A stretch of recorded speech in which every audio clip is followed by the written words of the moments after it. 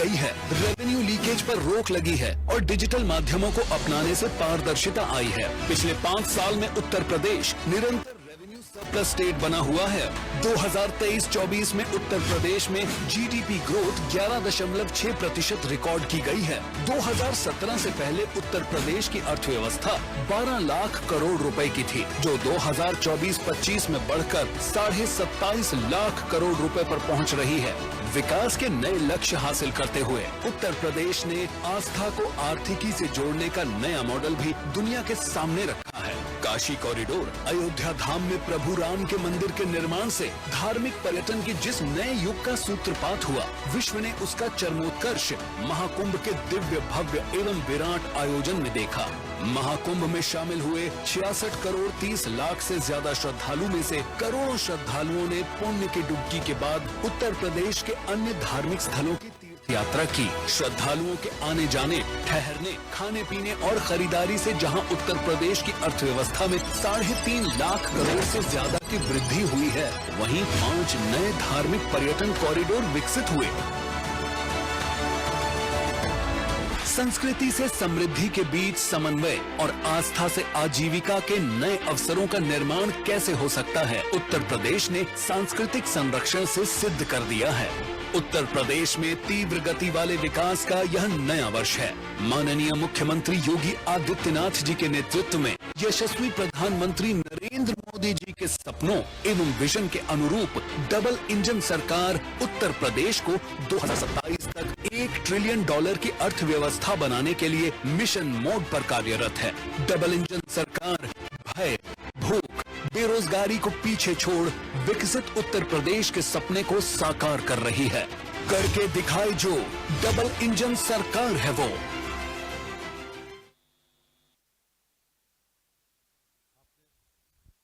एक झलक देखी आपने पिछले 8 वर्षों में कितनी तेजी के साथ मित्रों बदल रहा है उत्तर प्रदेश।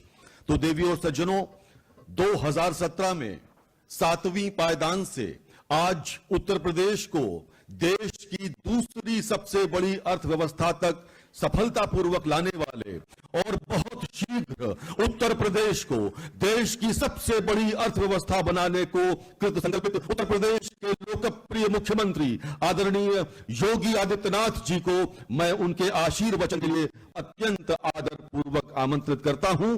माननीय मुख्यमंत्री महोदय।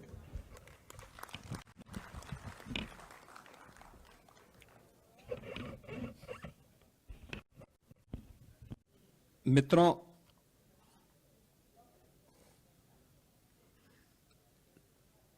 आदरणीय प्रधानमंत्री जी के प्रेरणादायी मार्गदर्शन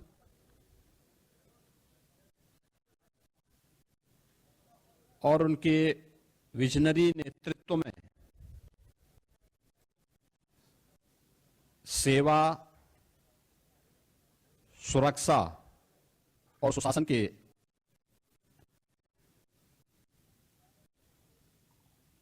उत्तर प्रदेश की डबल इंजन सरकार के आज 8 वर्ष पूरे होने जा रहे हैं। इस अवसर पर भारतीय जनता पार्टी एनडीए अपने सभी सहयोगियों की ओर से मैं आप सबका इस विशेष संवाद में हृदय से स्वागत करता हूं और प्रदेशवासियों को 8 वर्ष की इस शानदार यात्रा के लिए, जिसमें उत्तर प्रदेश की 25 करोड़ जनता जनार्दन का व्यापक समर्थन और आशीर्वाद प्राप्त हुआ है, इसके लिए उन्हें मैं हृदय से बधाई देता हूं। अभी यहां पर मंच पर उपस्थित मंत्रिमंडल के मेरे वरिष्ठ सहयोगियों और एनडीए के जुड़े हुए हमारे सभी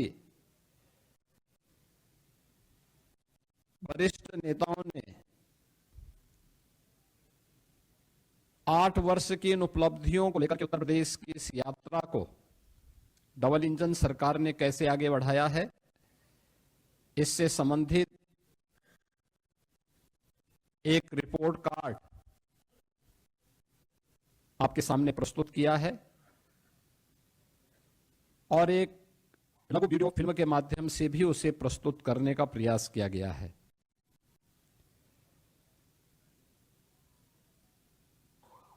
पच्चीस, 26 और 27 मार्च को प्रत्येक जिला मुख्यालय पर डबल इंजन की सरकार की, केंद्र की सरकार और राज्य की सरकार के द्वारा समग्र विकास के जिन क्षेत्रों में कार्य किया गया है, वो अन्नदाता किसान के उत्थान के लिए हो, युवाओं के रोजगार के लिए हो, मातृशक्ति के स्वावलंबन के लिए हो, हस्तशिल्पी और कारीगरों के उत्थान के लिए हो, बेरोजगारों को रोजगार देने का, इंफ्रास्ट्रक्चर डेवलपमेंट का, परंपरागत उद्यमिता को नए स्किल के साथ आगे बढ़ाने का, इन सभी अलग अलग सेक्टर में क्या क्या कार्य हुए हैं, इन 3 दिवसीय विकास उत्सव के माध्यम से जनपद के अंदर उस सभी सेक्टर से जुड़े हुए जो लाभार्थी हैं, जो युवा हैं, जो मातृशक्ति है,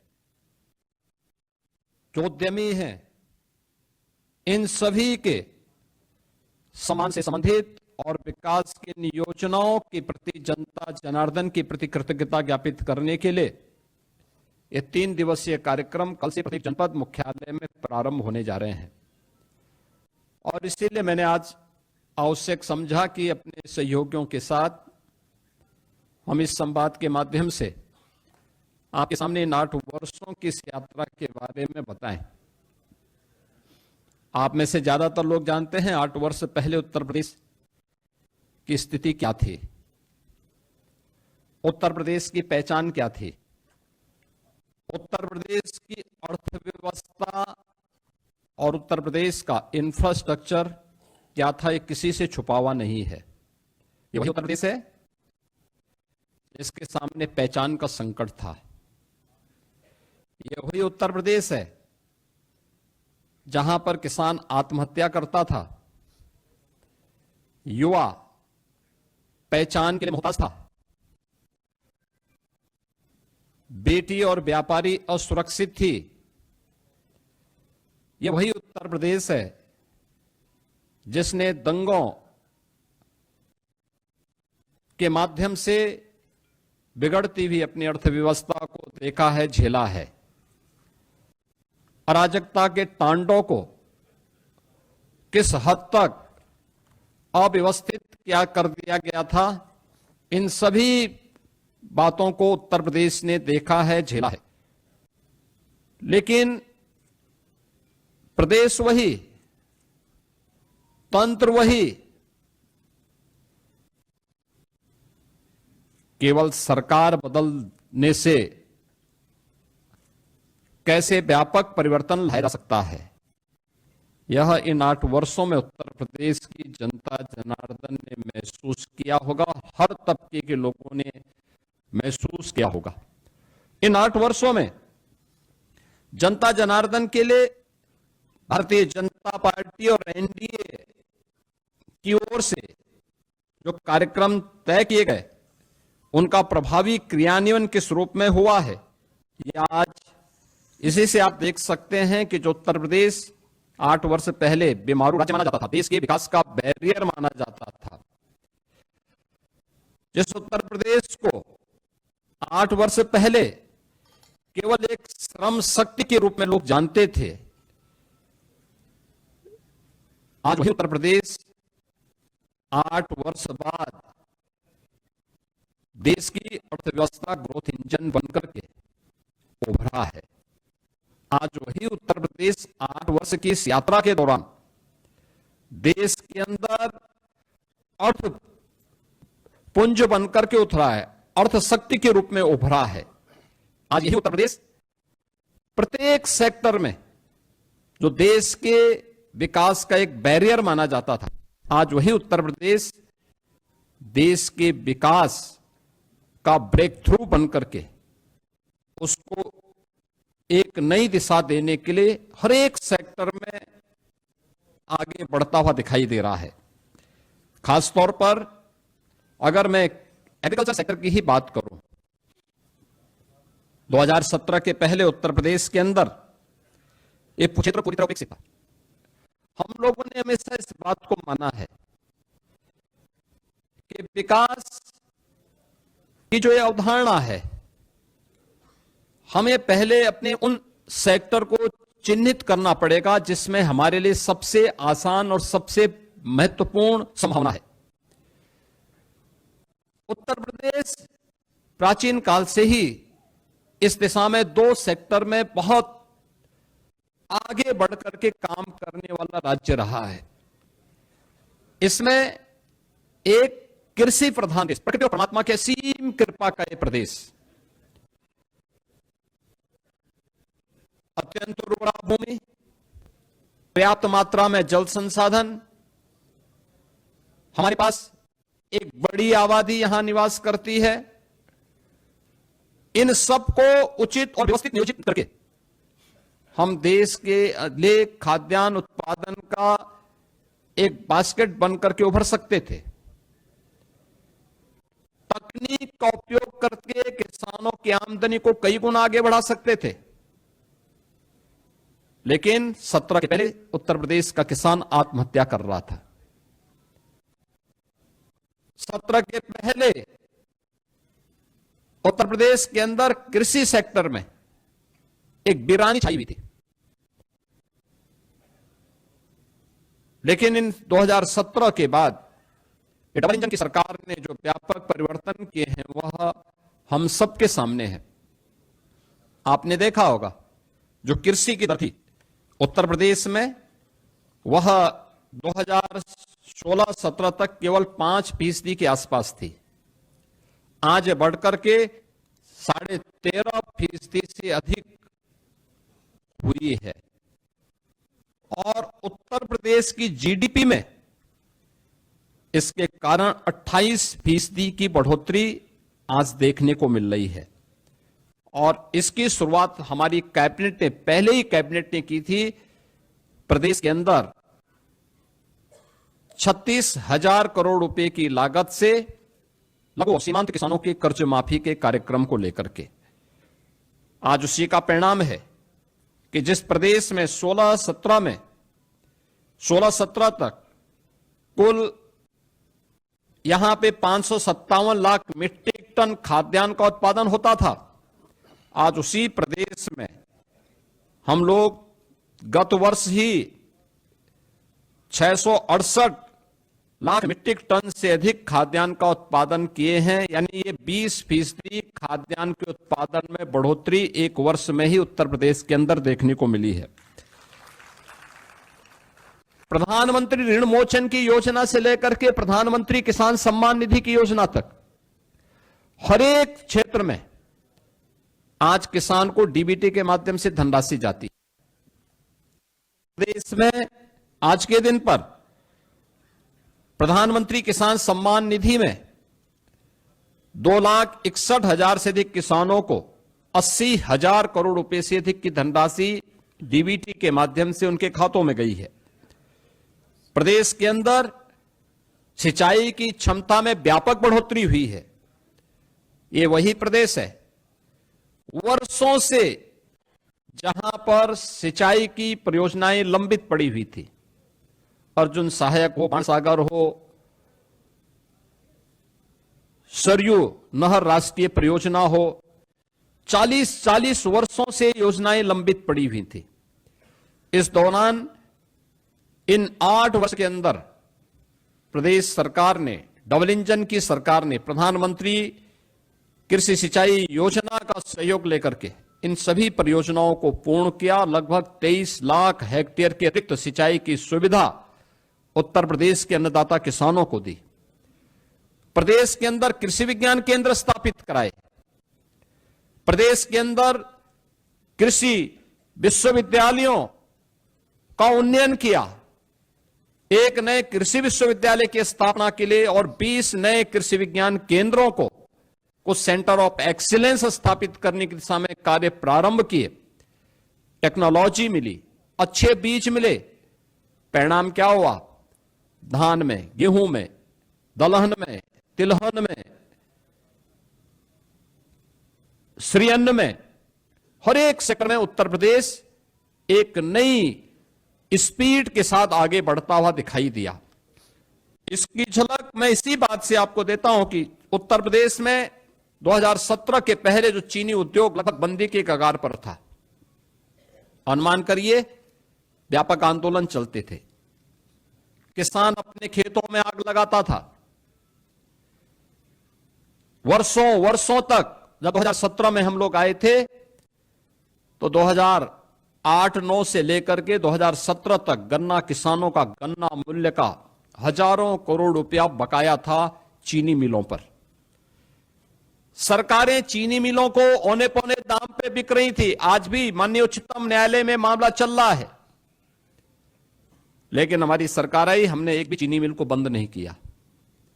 बंद चीनी मिलों को रिवाइव किया। उत्तर प्रदेश के अंदर इस दौरान हम लोगों ने 3 नई चीनी मिलों की स्थापना की, 6 चीनी मिलों की पुनर्संचालन की कार्रवाई की, 38 चीनी मिलों का विस्तार किया और वर्तमान में 122 चीनी मिलें प्रदेश के अंदर क्रियाशील हैं। 2017 से अब तक गन्ना किसानों को 2,80,000 करोड़ रुपए से अधिक का गन्ना मूल्य का भुगतान हुआ और यह पिछली सरकारों के 22 वर्ष के कार्यकाल की तुलना अगर इसे किया जाए, उन्होंने 22 वर्ष में जितना किया उतना हमारी डबल इंजन की सरकार ने मात्र 8 वर्ष में किया। उससे भी 60,000 करोड़ रुपए से अधिक की धनराशि गन्ना किसानों के खाते में उपलब्ध करवाने का काम किया। इथेनॉल के नए प्लांट लगाए। 2017 तक केवल 42 करोड़ लीटर इथेनॉल का उत्पादन उत्तर प्रदेश में होता था। आज के दिन पर यह 177 करोड़ लीटर इथेनॉल का उत्पादन उत्तर प्रदेश के अंदर हो रहा है, जिससे अन्नदाता किसानों को सर्वाधिक लाभ हो रहा है। इसी प्रकार से चाहे गन्ना उत्पादन में, चाहे वह खाद्यान्न उत्पादन में हो या फिर फल एवं सब्जी के उत्पादन में भी आज उत्तर प्रदेश नंबर 1 पर फिर से आया है और उत्तर प्रदेश के अन्नदाता किसानों के जीवन में व्यापक परिवर्तन देखने को मिला है। पीएम कुसुम योजना के अंतर्गत सोलर पैनल लगा करके प्रदेश के अंदर लगभग 86,000 अन्नदाता किसानों के जीवन में व्यापक परिवर्तन का काम किया गया। तो 14 लाख निजी नलकूप को भी विद्युत की मुफ्त व्यवस्था देकर के अन्नदाता किसानों की आमदनी को बढ़ाने में सरकार ने योगदान दिया और परिणाम है कि इस दौरान अगर आप देखें 2012 से 17 के बीच बिचौलियों के द्वारा तब सरकार करती थी, तब कोई प्रोक्योरमेंट सेंटर सरकार के द्वारा नहीं लगाए जाते थे। तब सरकार ने गेहूं का क्रय पे कुल पैसा खर्च किया था 12,808 करोड़। ये पैसा अन्नदाता किसान के पास नहीं, बिचौलियों के पास गया था और 17 से लेकर के 23-24 के बीच में सरकार ने जो गेहूं क्रय पर धनराशि खर्च की है, इसमें 2.5 यानी इससे लगभग 2.5 गुना अधिक हम लोगों ने इसके लिए धनराशि खर्च की है, लोगों को उपलब्ध करवाया है और इसमें 294 इसमें कुल धनराशि 12,808 करोड़ की तुलना में 43,000